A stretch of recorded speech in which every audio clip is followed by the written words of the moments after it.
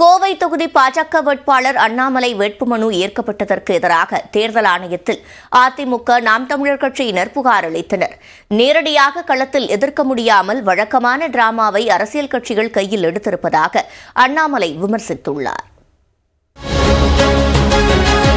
கோவை மக்களவை தொகுதியில் தாக்கல் செய்யப்பட்டுள்ள வேட்பு மனுக்களின் பரிசீலனை நேற்று நடைபெற்றது. மொத்தமுள்ள 59 வேட்பு மனுக்களில் 41 வேட்பு மனுக்கள் ஏற்கப்பட்டன. திமுக வேட்பாளர் ராஜ்குமார், அதிமுக வேட்பாளர் சிங்கை ராமச்சந்திரன், பாஜக வேட்பாளர் அண்ணாமலை உள்ளிட்டோரின் வேட்பு மனுக்கள் ஏற்கப்பட்டன. ஆனால் அண்ணாமலை தாக்கல் செய்திருந்த வேட்புமனுவில் தவறுகள் இருப்பதாக கூறி அதிமுக நாம் தமிழர் கட்சியினர் அதிகாரிகளுடன் வாக்குவாதத்தில் ஈடுபட்டனர். எனினும் பலரது எதிர்ப்பையும் மீறி பாஜக வேட்பாளர் அண்ணாமலை வேட்புமனு ஏற்கப்பட்டதாக அறிவிக்கப்பட்டது. இது தொடர்பாக அதிமுக மற்றும் நாம் தமிழர் கட்சியினர் மாவட்ட தேர்தல் அதிகாரியான கிராந்திகுமார் பாடியை சந்தித்து மனு அளித்தனர்.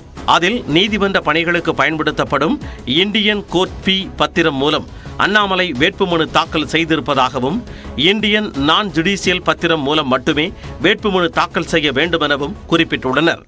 இது சரி பார்க்காம கையெழுத்து போட்டு அது நோட்டரி வாங்கி கொண்டு வந்து இது தாக்கல் பண்ணியிருக்காங்க. சரிபார்க்கக்கூடிய அதிகாரிகள், தேர்தல் அதிகாரிகள் இதை சரிபார்க்காமையே இந்த வேட்புமனு வந்து ஏற்றுக்கொண்டிருக்கிறாங்க. அதுவும் சட்டப்படி தவறு.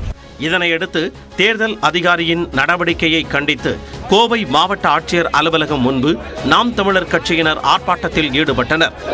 மாற்றாதே மாற்றாதே சட்டத்தை மாற்றாதே, திருத்தாதே திருத்தாதே, சுயநலமாக திருத்தாதே. இந்த விவகாரம் சர்ச்சையானதை அடுத்து கோவை மாவட்ட தேர்தல் அதிகாரி அளித்துள்ள விளக்கத்தில் அண்ணாமலை 2 வேட்புமனுக்களை தாக்கல் செய்ததாக குறிப்பிட்டுள்ளார். இந்தியன் கோர்ட் ஃபீ பத்திரம் மூலம் அண்ணாமலை ஒரு வேட்புமனு தாக்கல் செய்ததாகவும், இந்தியன் நான் ஜுடிஷியல் பத்திரம் மூலம் அண்ணாமலை மற்றொரு வேட்புமனு தாக்கல் செய்ததாகவும் கூறியுள்ளார். மற்றொரு வேட்புமனு சரியாக இருந்ததால் அண்ணாமலையின் வேட்புமனு ஏற்கப்பட்டதாகவும் தேர்தல் அதிகாரி தெரிவித்துள்ளார். இது தொடர்பாக கோவையில் செய்தியாளர்கள் சந்திப்பில் பேசிய அண்ணாமலை அரசியல் கட்சிகளின் தோல்வி பயத்தை காட்டுவதாக கூறினார்.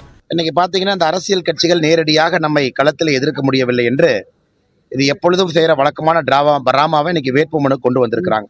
இதை ரிஜெக்ட் பண்ணும். இது ரிஜெக்ட் பண்றதுக்கான காரணமும் இது இல்லை. ரிஜெக்ட் பண்றதுக்கான சில காரணங்கள் இருக்கு. அதாவது வேண்டுமென்றே பொய்யான ஒரு செய்தியை சொல்லியிருக்கணும், நம்ம மீது வழக்கு இருக்கணும், அதை மறைச்சிருக்கணும், அல்லது வேண்டுமென்றே பொய்யான சில செய்திகளை சொன்னால் மட்டும்தான் அதை ரிட்டர்னிங் ஆஃபீஸர் ரிஜெக்ட் பண்ண முடியும். மற்றபடி சுப்ரீம் கோர்ட்டுடைய ஆர்டர் பல இடத்துல தெளிவாக இருக்குது. ஒரு கையெழுத்து மிஸ் ஆயிடுச்சு, திரும்ப நீங்கள் கையெழுத்து போடலாம். டேட் ஒரு இடத்துல போடல, திரும்ப டேட்டு போடலாம். இது வந்து ஒரு காம்படிட்டிவ் எக்ஸாமினேஷன் கிடையாது. தேர்தலை பொறுத்தவரை ஒரு காரணம் சொல்லி இதை ரிஜெக்ட் பண்ணுறது ஒரு காரணம் இல்லை. அரசியல் கட்சிகள் புரியாமல் பேசுகிறாங்க. சில அரசியல் கட்சிகள் புரியாமல் பேசுவதாகவும் அண்ணாமலை விமர்சித்தார்.